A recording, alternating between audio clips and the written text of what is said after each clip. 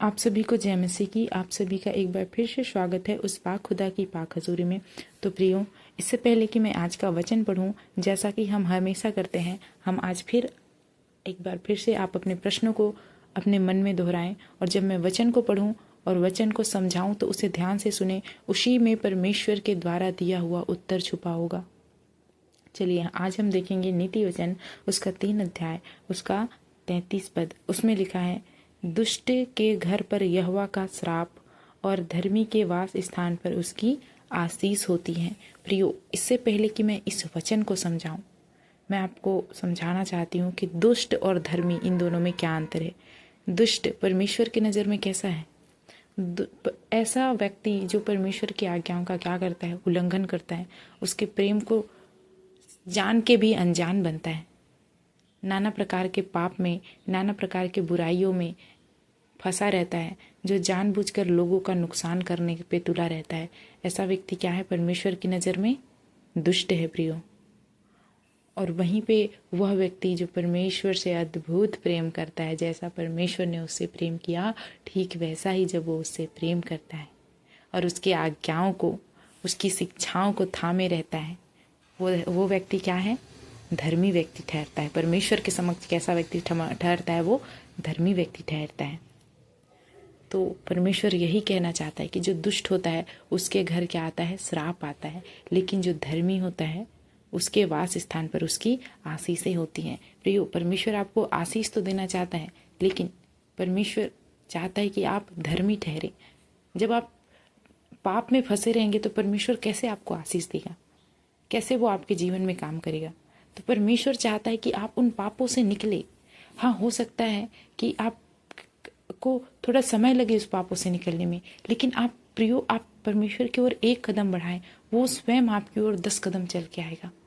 आप बस एक बार ये ठान ले कि मुझे इस पाप से निकलना है, फिर देखिए परमेश्वर कैसे आपको संपूर्ण रीति से धर्मी बना देगा और आपके जीवन में आशीषों की बारिश कर देगा। अगर कोई पापी किसी पाप को छोड़ना चाहता है ना प्रियो, तो वो पापी जो होता है वो उस पाप में इतना फंसा होता है कि उस पाप से निकलने के लिए, मतलब वो चीज़ उसके लिए नामुमकिन होती है। लेकिन अगर आप मन बना लिए हैं कि मुझे उससे निकलना है, तो आपको क्या करना पड़ेगा पता है? प्रार्थना करना पड़ेगा ज़्यादा से ज़्यादा।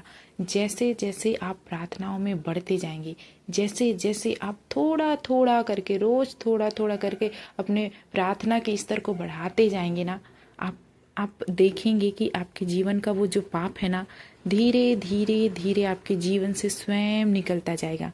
आप देखेंगे कि आपको उस पाप को देख के भी या उस पाप को करते हुए घिन आएगा। एक टाइम ऐसा आएगा कि आपको मन ही नहीं करेगा ऐसे पापों में जाने का। प्रियो, इस रीति से परमेश्वर आपके मन को क्या करेगा? बदल देगा, और वो आपके संपूर्ण जीवन को बदल देगा। फिर आप एक क्या बनेंगे? धर्मी जन बन जाएंगे परमेश्वर के समक्ष, और वो आपके जीवन में आशीषों को देने लगेगा। आपके वास स्थान में क्या करेगा? आशीषों को देने लगेगा। हो सकता है कि आपसे कोई पाप हो रहा हो, आप जानबूझ के नहीं कर रहे हो, लेकिन आप करना नहीं चाहते और आपसे हो रहा हो, तो प्रियो, ऐसे में ज़रूरत है कि आप प्रार्थनाओं में बढ़ें। आप परमेश्वर पे छोड़ दें कि प्रभु, मैं इस पाप से निकलना चाहता हूँ, तो मुझे इस पाप से निकाल, मुझ पर दया कर, मैं भी तेरा बेटा हूँ, मैं भी तेरी बेटी हूँ, मुझसे भी तू प्रेम करता है, तो मुझ पर दया कर कि मैं इस पाप से निकल पाऊँ। फिर प्रियो, परमेश्वर स्वयं आपको धीरे धीरे उन पापों से, उन दोस्तों से, उस जगहों से, उस सांसारिक चीज़ों से धीरे धीरे वो आपको दूर ले जाएगा और अपने करीब, अपने अधीन ले आएगा और आपके जीवन को आशीषों से भर देगा। यहाँ पे आशीष का मतलब सिर्फ ये नहीं है कि वो स्वर्गीय आशीष देगा, वो आपको सांसारिक चीज़ों से भी क्या करेगा? संपन्न करेगा।